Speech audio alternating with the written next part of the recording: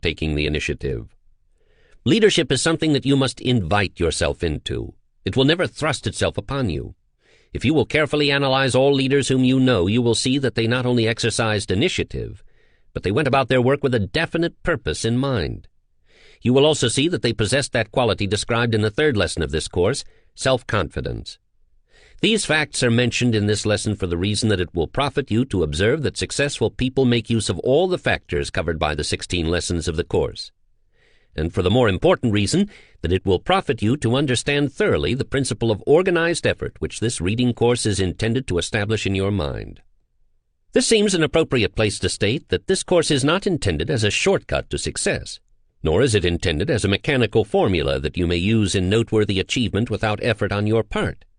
The real value of the course lies in the use that you will make of it, and not in the course itself. The chief purpose of the course is to help you develop in yourself the 15 qualities covered by the 16 lessons of the course, and one of the most important of these qualities is initiative, the subject of this lesson. We will now proceed to apply the principle upon which this lesson is founded by describing in detail just how it served successfully to complete a business transaction which most people would call difficult. In 1916, I needed $25,000 with which to create an educational institution, but I had neither this sum nor sufficient collateral with which to borrow it through the usual banking sources. Did I bemoan my fate or think of what I might accomplish if some rich relative or good Samaritan would come to my rescue by loaning me the necessary capital? I did nothing of the sort. I did just what you will be advised throughout this course to do. First of all, I made the securing of this capital my definite chief aim. Second, I laid out a complete plan through which to transform this aim into reality. Backed by sufficient self-confidence and spurred on by initiative, I proceeded to put my plan into action. But before the action stage of the plan had been reached, more than 6 weeks of constant, persistent study and effort and thought were embodied in it. If a plan is to be sound, it must be built of carefully chosen material. You will here observe the application of the principle of organized effort, through the operation of which it is possible for one to ally or associate several interests in such a way that each of these interests is greatly strengthened, and each supports all the others, just as one link in a chain supports all the other links. I wanted this $25,000 in capital for the purpose of creating a school of advertising and salesmanship. 2 things were necessary for the organization of such a school. One was the $25,000 capital, which I did not have, and the other was the proper course of instruction, which I did have. My problem was to ally myself with some group of men who needed that which I had, and who would supply the $25,000. This alliance had to be made through a plan that would benefit all concerned. After my plan had been completed, and I was satisfied that it was equitable and sound, I laid it before the owner of a well-known and reputable business college, which just then was finding competition quite keen, and was badly in need of a plan for meeting this competition. My plan was presented in about these words: whereas you have one of the most reputable business colleges in the city, and whereas you need some plan with which to meet the stiff competition in your field, and whereas your good reputation has provided you with all the credit you need, and whereas I have the plan that will help you meet this competition successfully, be it resolved that we ally ourselves through a plan that will give you that which you need, and at the same time supply me with something which I need. Then I proceeded to unfold my plan further in these words: I have written a very practical course on advertising and salesmanship. Having built this course out of my actual experience in training and directing salesmen, and my experience in planning and directing many successful advertising campaigns, I have back of it plenty of evidence of its soundness. If you will use your credit in helping market this course, I will place it in your business college, as one of the regular departments of your curriculum, and take entire charge of this newly created department. No other business college in the city will be able to meet your competition, for the reason that no other college has such a course as this. The advertising that you do in marketing this course will serve also to stimulate the demand for your regular business course. You may charge the entire amount that you spend for this advertising to my department, and the advertising bill will be paid out of that department, leaving you the accumulative advantage that will accrue to your other departments without cost to you. Now, I suppose you will want to know where I profit by this transaction, and I will tell you.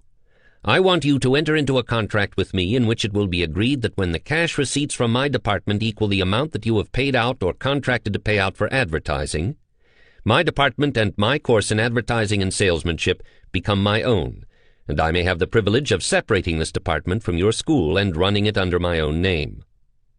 The plan was agreeable, and the contract was closed. Please keep in mind that my definite purpose was to secure the use of $25,000 for which I had no security to offer. In a little less than a year, the business college had paid out slightly more than $25,000 for advertising and marketing my course, and the other expenses incidental to the operation of this newly organized department, while the department had collected and turned back to the college in tuition fees a sum equaling the amount the college had spent, and I took the department over as a going and self-sustaining business according to the terms of my contract. As a matter of fact, this newly created department not only served to attract students for the other departments of the college, but at the same time the tuition fees collected through this new department were sufficient to place it on a self-sustaining basis before the end of the first year. Now you can see that while the college did not loan me 1 penny of actual capital, it nevertheless supplied me with credit which served exactly the same purpose. I said that my plan was founded upon equity, that it contemplated a benefit to all parties concerned. The benefit accruing to me was the use of the $25,000, which resulted in an established and self-sustaining business by the end of the first year. The benefit accruing to the college was the students secured for its regular commercial and business course as a result of the money spent in advertising my department, all advertising having been done under the name of the college. Today that business college is one of the most successful schools of its kind, and it stands as a monument of sound evidence with which to demonstrate the value of allied effort. This incident has been related not alone because it shows the value of initiative and leadership, but for the reason that it leads up to the subject covered by the next lesson of this reading course on the law of success, which is imagination. There are generally many plans through the operation of which a desired object may be achieved, and it often happens to be true that the obvious and usual methods employed are not the best. The usual method of procedure in the case related would have been that of borrowing from a bank. You can see that this method was impractical in this case for the reason that no collateral was available. A great philosopher once said, "Initiative is the passkey that opens the door to opportunity." I do not recall who this philosopher was, but I know that he was great because of the soundness of his statement. We will now proceed to outline the exact procedure that you must follow if you are to become a person of initiative and leadership. First, you must master the habit of procrastination and eliminate it from your makeup. This habit of putting off until tomorrow that which you should have done last week or last year or a score of years ago is gnawing at the very vitals of your being, and you can accomplish nothing until you throw it off. The method through which you eliminate procrastination is based upon a well-known and scientifically tested principle of psychology which has been referred to in the 2 preceding lessons of this course as autosuggestion. Copy the following formula and place it conspicuously in your room where you will see it as you retire at night and as you arise in the morning. Initiative and leadership. Having chosen a definite chief aim as my life work, I now understand it to be my duty to transform this purpose into reality.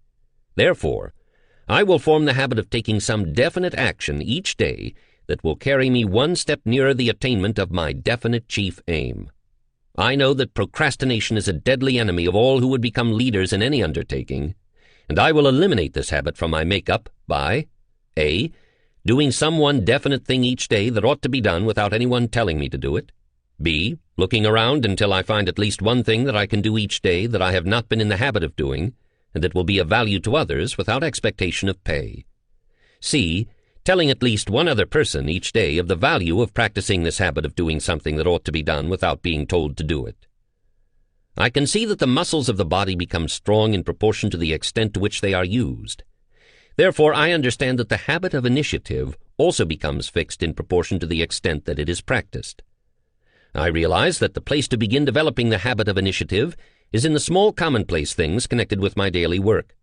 Therefore, I will go at my work each day as if I were doing it solely for the purpose of developing this necessary habit of initiative. I understand that by practicing this habit of taking the initiative in connection with my daily work, I will be not only developing that habit, but I will also be attracting the attention of those who will place greater value on my services as a result of this practice. Signed. Regardless of what you are now doing, Every day brings you face to face with a chance to render some service outside of the course of your regular duties that will be of value to others. In rendering this additional service of your own accord, you of course understand that you are not doing so with the object of receiving monetary pay. You are rendering this service because it provides you with ways and means of exercising, developing, and making stronger the aggressive spirit of initiative, which you must possess before you can ever become an outstanding figure in the affairs of your chosen field of life work. Those who work for money alone, and who receive for their pay nothing but money, are always underpaid, no matter how much they receive. Money is necessary, but the big prizes of life cannot be measured in dollars and cents. No amount of money could possibly be made to take the place of the happiness and joy and pride that belongs to the person who digs a better ditch, or builds a better chicken coop, or sweeps a cleaner floor, or cooks a better meal. Every normal person loves to create something that is better than the average. The joy of creating a work of art is a joy that cannot be replaced by money or any other form of material possession.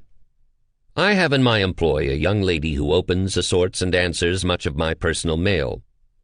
She began in my employ more than 3 years ago. Then her duties were to take dictation when she was asked to do so. Her salary was about the same as that which others receive for similar service. One day I dictated the following motto, which I asked her to typewrite for me. Remember that your only limitation is the one that you set up in your own mind. As she handed the typewritten page back to me, she said, "Your motto has given me an idea that is going to be of value to both you and me." I told her I was glad to have been of service to her. The incident made no particular impression on my mind, but from that day on I could see that it had made a tremendous impression on her mind. She began to come back to the office after supper and performed service that she was neither paid for nor expected to perform. Without anyone telling her to do it, she began to bring to my desk letters that she had answered for me. She had studied my style, and these letters were attended to as well as I could have done it. In some instances, much better. She kept up this habit until my personal secretary resigned.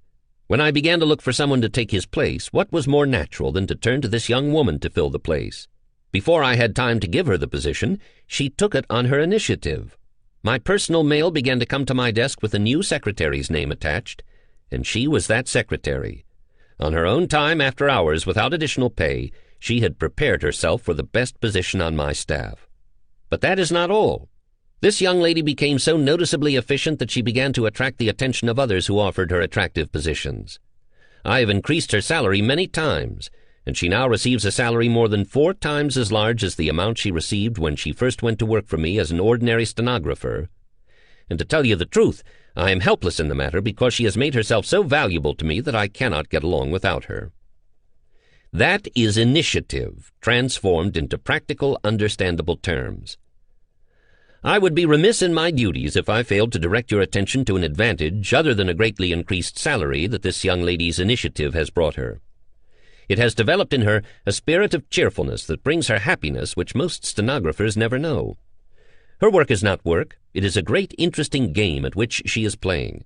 Even though she arrives at the office ahead of the regular stenographers and remains there long after they have watched the clock tick off 5 o'clock and quitting time, her hours are shorter by far than those of the other workers. Hours of labor do not drag on the hands of those who are happy at their work. This brings us to the next step in our description of the exact procedure that you must follow in developing initiative and leadership. Second, you of course understand that the only way to get happiness is by giving it away to others. The same applies to the development of initiative. You can best develop this essential quality in yourself by making it your business to interest those around you in doing the same. It is a well-known fact that a man learns best that which he endeavors to teach others. If a man embraces a certain creed or religious faith, the first thing he does is to go out and try to sell it to others, and in exact proportion to the extent to which he impresses others, does he impress himself. In the field of salesmanship, it is a well-known fact that no salesman is successful in selling others until he has first made a good job of selling himself. Stated conversely, no salesman can do his best to sell others without sooner or later selling himself that which he is trying to sell to others. Any statement that a person repeats over and over again for the purpose of inducing others to believe it, he also will come to believe, and this holds good whether the statement is false or true. You can now see the advantage of making it your business to talk initiative, think initiative, eat initiative, sleep initiative, and practice initiative. By so doing, you are becoming a person of initiative and leadership, for it is a well-known fact that people will readily, willingly, and voluntarily follow the person who shows by his actions that he is a person of initiative. In the place where you work or the community in which you live, you come in contact with other people. Make it your business to interest every one of them who will listen to you in the development of initiative. It will not be necessary for you to give your reasons for doing this, nor will it be necessary for you to announce the fact that you are doing it. Just go ahead and do it. In your own mind, you will understand, of course, that you are doing it because this practice will help you, and will at least do those whom you influence in the same practice no harm. If you wish to try an experiment that will prove both interesting and profitable to you, pick out some person of your acquaintance whom you know to be a person who never does anything that he is not expected to do, and begin selling him your idea of initiative. Do not stop by merely discussing the subject once. Keep it up every time you have a convenient opportunity. Approach the subject from a different angle each time. If you go at this experiment in a tactful and forceful manner, you will soon observe a change in the person on whom you are trying to experiment. And you will observe something else of more importance still. You will observe a change in yourself. Do not fail to try this experiment. You cannot talk initiative to others without developing a desire to practice it yourself.